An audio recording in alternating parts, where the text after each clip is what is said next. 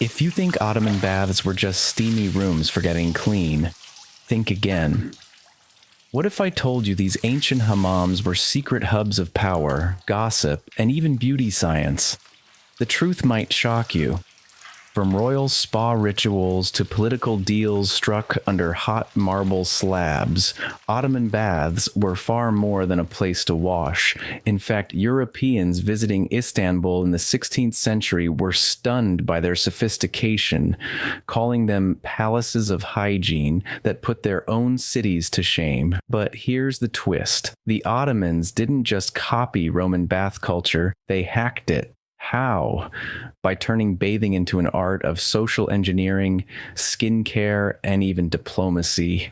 Want to steal their 500-year-old secrets for modern life? Stay tuned. By the end of this video, you'll be rushing to recreate Sultan Suleiman's rosewater routine, or maybe even build your own backyard hammam. What if your local gym or coffee shop was also a courtroom, a business hub, and a gossip center? That's exactly what Ottoman hammams were. When we imagine baths today, we think of private showers or spa days. But in the Ottoman Empire, hammams were the ultimate social network. Before we dive into the nitty-gritty details, let's start with an overview of the historical context of Ottoman bath culture. How did a simple act of cleansing evolve into a grand social institution? For centuries, the concept of public bathing evolved in various cultures around the world, yet the Ottomans embraced and transformed it into a refined art form.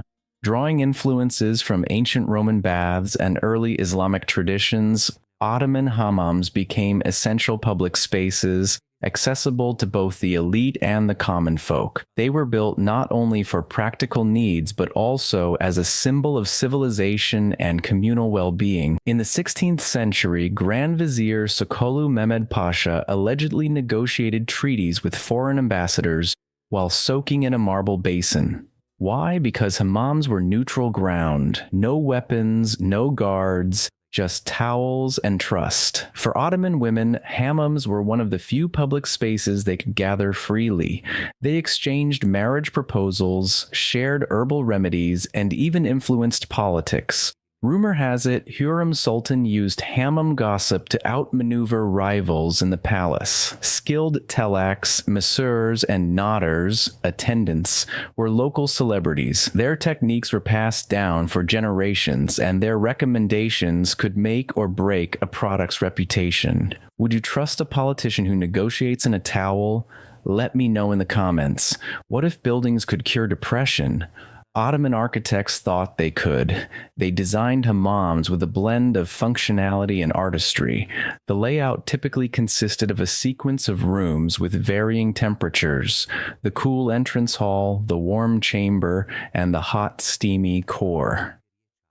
This design wasn't arbitrary. It was carefully structured to guide patrons through a transformative ritual, from physical purification to mental relaxation and ultimately social rejuvenation. Water trickling into basins wasn't just functional, it created white noise to mask stress. Try this. Play running water sounds during your bath to mimic the effect. Imagine stepping into a marble-floored hall with intricately designed domes and soft, natural light filtering through small, arched windows. Each component was intended to enhance your bathing experience. The use of natural stone not only ensured durability, but also provided a cooling effect, a clever solution in a warm climate. Many famous hammams, such as the Şemberli Taş Hammamı in Istanbul, have stood for centuries and continue to attract visitors today due to their timeless design and cultural significance.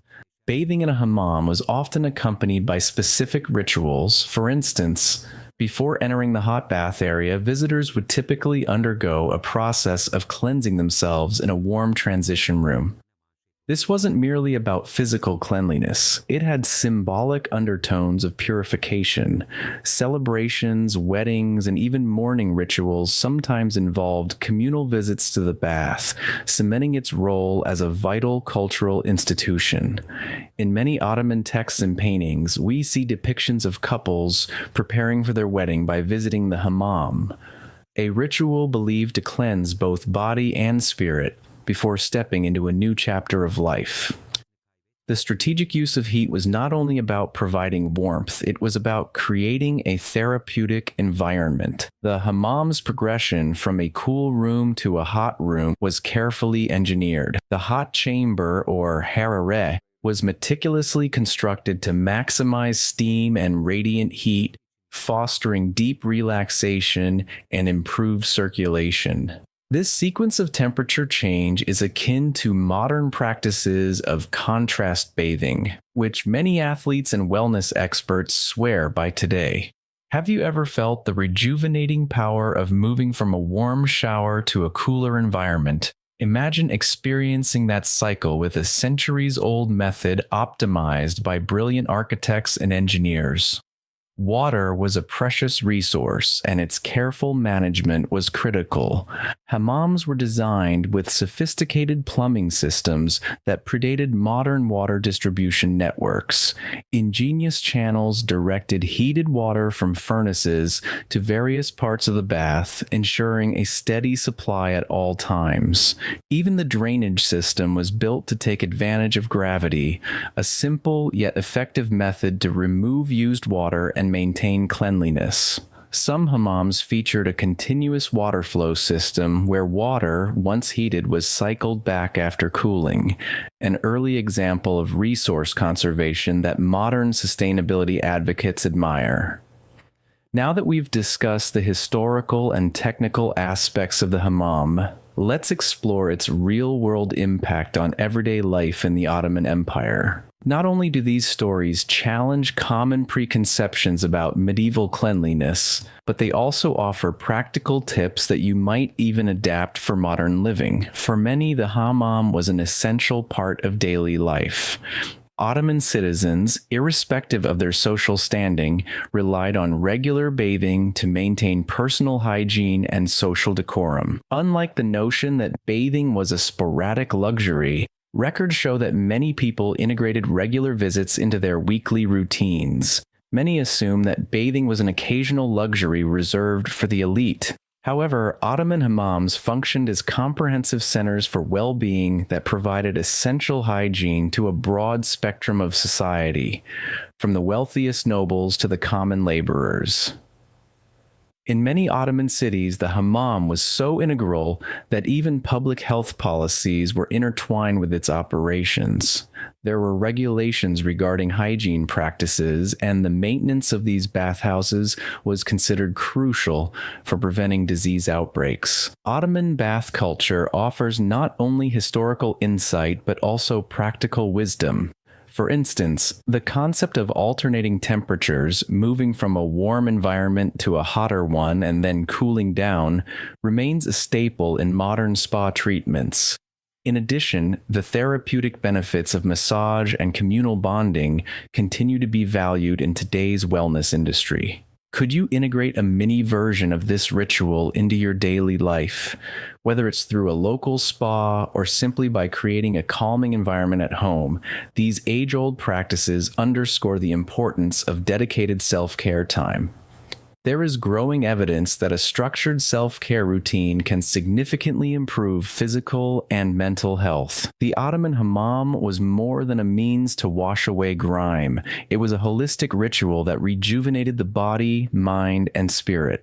Establishing a dedicated time for self-care isn't selfish. It's a vital investment in your overall well-being. Have you set aside a few quiet moments in your day to disconnect, relax, and truly focus on your personal renewal? How might adopting a more ritualistic approach to your self-care routines change your perspective on wellness? Forget modern serums. The Ottomans had a 500-year-old skincare routine that even K-beauty would envy. The Ottomans didn't just bathe, they engineered their baths for beauty. Hot marble slabs weren't merely for lounging, they acted as natural diffusers, so when rosewater was poured over them, the ensuing steam released antioxidants that tightened pores and brightened skin. You can try to simulate this at home by adding rosewater to your shower steams. Then there's the Kizé scrub, a rough mitt crafted from camel hair or silk, offering more than just exfoliation. It was a full-body ritual where the friction boosted blood flow, similar to a natural facial. Fun fact, brides were scrubbed with the keys before weddings as a symbol of purity, and while Europeans relied on harsh lye soaps, the Ottomans perfected their own clay masks by mixing kill clay with yogurt and honey to create a pH-balanced cleanse. Recipe alert: blend bentonite clay, plain yogurt, and honey for an Ottoman-inspired mask that nourishes your skin as elegantly as it did over 500 years ago. Resource efficiency was a hallmark of Ottoman engineering, and the hammam is a prime example. With carefully designed water and heat management systems, these bathhouses were early advocates of sustainable living practices. In today's world, as we grapple with environmental challenges, these historical practices provide a blueprint for managing our resources more wisely. What modern solutions can you adapt from these ancient systems? Could integrating more sustainable practices into your daily routine be the key to not only better personal health, but also a healthier planet? In the Ottoman hammams, social dynamics extended far beyond the act of bathing. While nobles enjoyed exclusive, private hammams equipped with luxurious features like gold faucets, the common folk had to make do with crowded public baths, a disparity that even sparked a riot in 1580 in Bursa when a merchant attempted to bypass the queue by bribing a telek. These spaces also became notorious hotspots for forbidden romances. For instance, a 17th century court record recounts how a janissary, disguising himself as a woman, ventured into the women's section to meet his lover until his secret was eventually uncovered. Moreover, a cleanliness tax was imposed on non-Muslims, compelling them to pay extra for entry. Ironically, the very same establishments that demanded this surcharge were often managed by Jewish and Greek bathmasters, whose expertise elevated these hammams to luxurious heights, forcing even the highest elites to compromise their pride. To sum up, our deep dive into Ottoman bath culture reveals not only the advanced hygiene and social functions of the hammam, but also its enduring relevance in our modern lives. Far from being a mere luxury or a bygone custom, the hammam encapsulates a philosophy of living that integrates self-care, community, and sustainability, all while challenging modern assumptions of cleanliness and social interaction.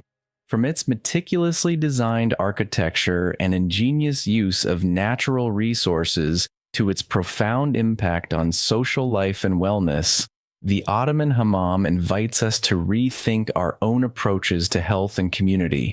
By taking inspiration from these time-honored traditions, we can transform everyday routines into meaningful rituals that enrich both our personal well-being and our social interactions. As you continue to explore this journey of historical discovery, ask yourself, how can the art of an ancient bath transform your modern life?